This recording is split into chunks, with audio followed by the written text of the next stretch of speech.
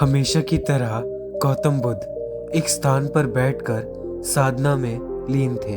कुछ देर बाद उन्होंने अपनी आंखें खोली तो अपने प्रिय शिष्यों को अपने सामने पाया। सभी शिष्य गौतम बुद्ध से कुछ जानने के लिए उत्सुक थे।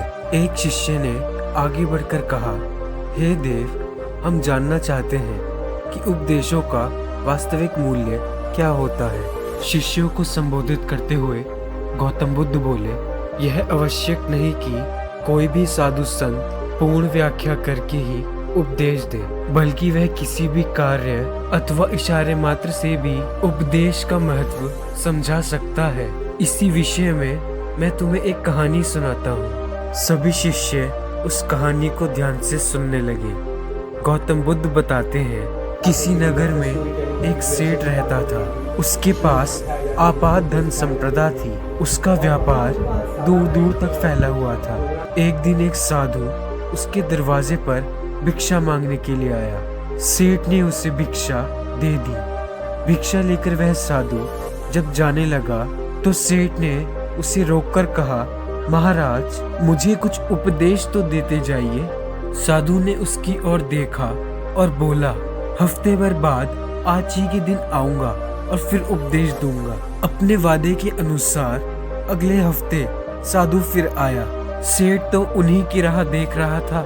सेठ ने साधु को देने के लिए तरह तरह के पकवान तैयार करवा रखे थे।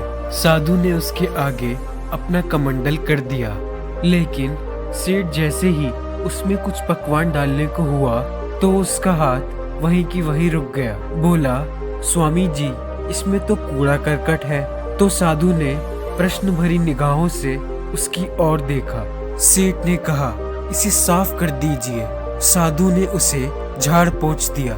सेठ ने फिर उसमें खाने की चीजें डाल दी। भिक्षा लेकर जब साधु वापस जाने लगा तो सेठ ने कहा, महाराज, आप तो जा रहे हैं, क्या आप भूल गए कि आपने मुझे आज उपदेश देने का वचन दिया था? साधु बोला, अरे, क्या तुम्हें उपदेश नहीं मिला? तो सुनो, जब मेरे कमंडल में गंदगी थी तो तुमने उसमें खाने की चीजें नहीं डाली, उसे साफ करा दिया।